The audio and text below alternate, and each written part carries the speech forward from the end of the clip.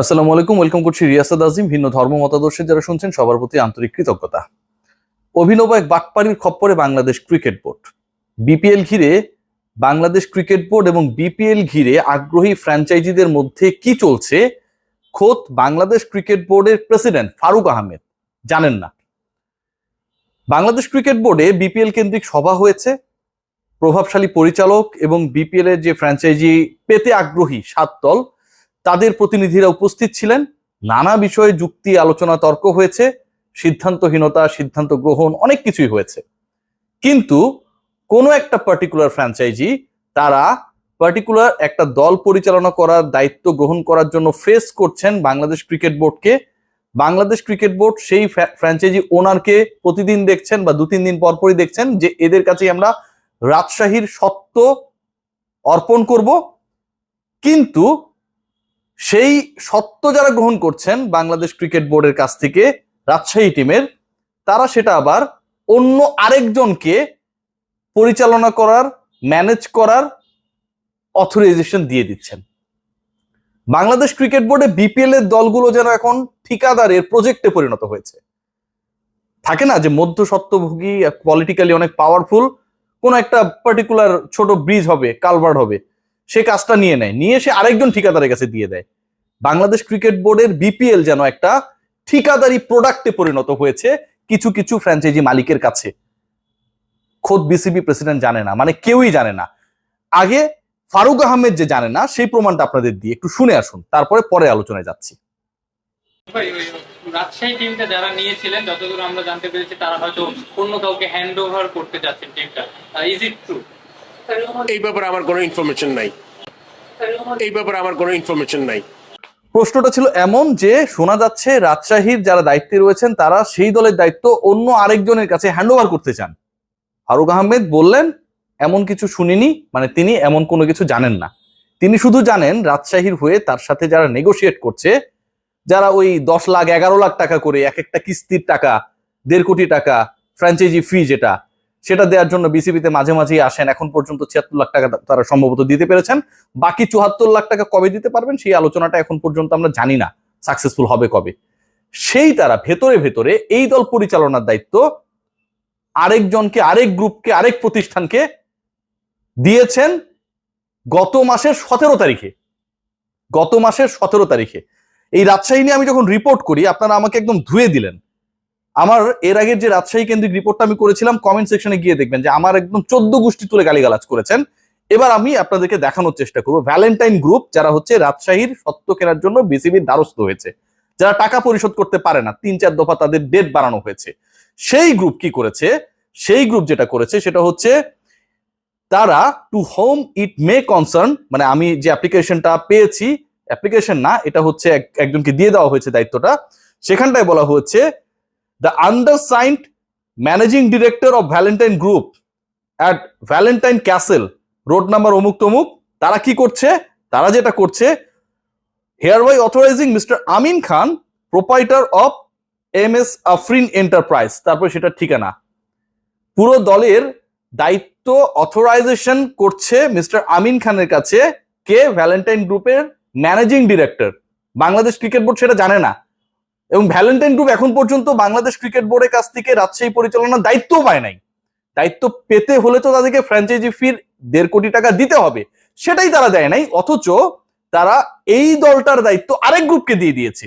ভাবা যায় কত বড় জোচ্চুরি বাংলাদেশ ক্রিকেট বোর্ডের সবচেয়ে আকর্ষণীয় টুর্নামেন্ট বিপিএল কে কেন্দ্র করে, ফ্র্যাঞ্চাইজি নিয়াকে কেন্দ্র করে চলছে।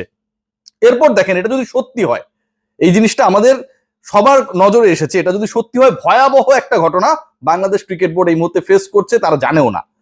লেখা আছে কি করবে mister Amin Khan? To manage and operate as our representative regarding the Rajshahi cricket team franchise in BPL.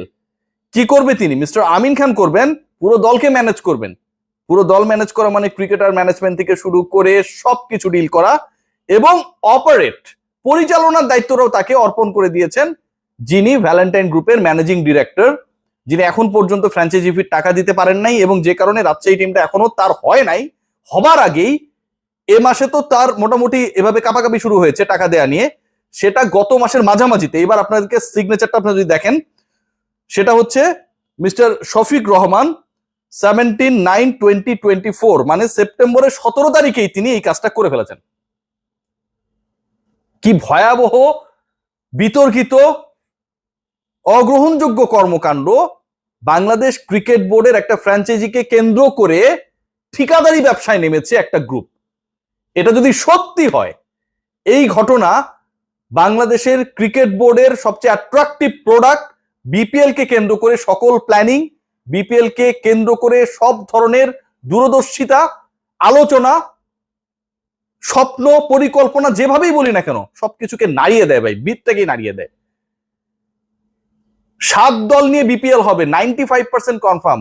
Faruk Ahmed যে ঘোষণাটা আজও দিয়েছেন, সেই 7 দলের অন্তত একটা দলের ভেতরের সিনারিওটা এমন, দল পাবার আগেই, আজকে হচ্ছে 5 তারিখ, গেল মাসের 17 তারিখ, এখন থেকে 18 দিন আগেই তারা পুরো দলের দায়িত্ব বিসিবি কে না জানিয়ে, ফারুক আহমেদ বলেছেন এরকম তিনি কোনো কিছুই জানেন না।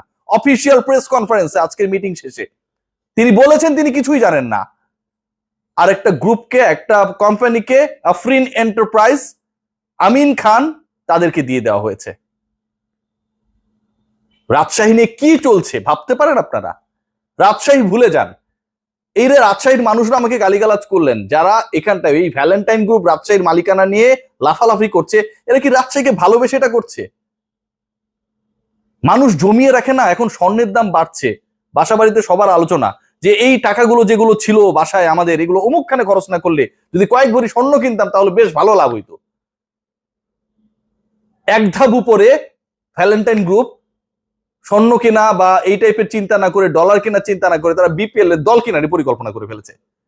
সেটাতে লাভ নিশ্চয়ই আরো বেশি।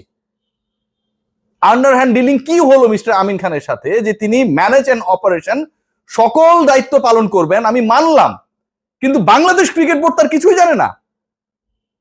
এমন কি ঘটনা ঘটলো যে আমি দলই পাইনি এখন পর্যন্ত?